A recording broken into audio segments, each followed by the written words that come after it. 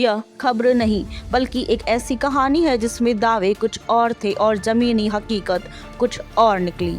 हाल ही में पाकिस्तान के प्रधानमंत्री बड़े आत्मविश्वास के साथ यह कह रहे थे कि ईरान और यूनाइटेड स्टेट्स के बीच सीज़फायर को लेकर सहमति बन चुकी है।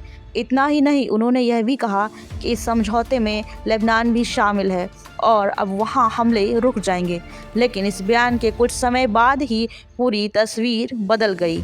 इजराइल ने न सिर्फ इन दावों को खारिज किया बल्कि अपने एक्शन से यह दिखा दिया कि जमीन पर क्या सच चल रहा है। इजराइल डिफेंस फोर्सेस ने एक आधिकारिक बयान जारी करते हुए कहा कि उन्होंने राजनीतिक निर्देशों के तहत ईरान के खिलाफ अपने ऑपरेशन को फिलहाल रोकना जरूरी है, लेकिन यह रोक स्थायी नहीं है। उन्होंने साफ शब्दों में चेतावनी दी कि अगर किसी भी तरह की गुस्ताखी हुई तो उसका जवाब बेहद कड़े तरीके से दिया जाएगा। इस बयान के साथ ही आईडीएफ ने एक और अहम खुलासा किया।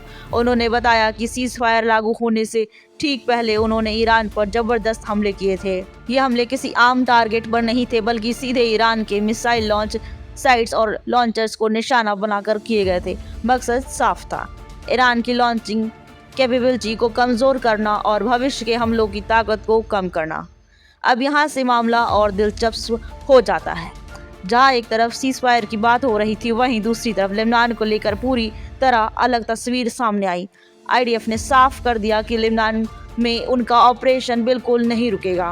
उन्होंने कहा कि हिजबुल्लाह के खिलाफ उनके ग्राउंड ऑपरेशन लगातार जारी रहेंगे और इजराइल हर मोर्चे पर खुद को डिफेंड करने के लिए तैयार है। यानी साफ है कि जिस सीज़फायर को लेकर इतनी बड़ी घोषणा की गई थी वह पूरी तरह हर फ्रंट पर लागू नहीं है। इसी बीच साउदर्न लेबनान से आई तस्वीरों ने हालात की गंभीरता को और बढ़ा दिया। टायर सिटीज में जोरदार धमाके सुनाई दिए, भारी बमबारी हुई और हालात अचानक तनावपूर्ण हो गए। इजराइल डिफेंस फोर्सेस ने वहां के लोगों को तुरंत शहर खाली करने का निर्देश दिया और कहा कि वे नॉर्थ ऑफ रिवर की ओर चले जाएं। यह निर्देश इस बात का साफ संकेत है कि इजराइल अपने ऑपरेशन को रोकने के मूड में बिल्कुल नहीं है। और यही पल था जब पाकिस्तान के दावों की पूरी तरह पोल खुल गई।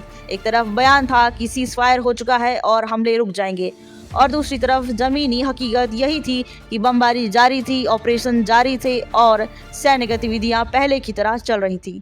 यह पूरी घटनाक्रम में दिखता है कि अंतर्राष्ट्रीय राजनीति में सिर्फ बयान ही काफी नहीं होते, बल्कि असली सच्चाई जमीन पर होने वाली कार्रवाई से सामने आती है।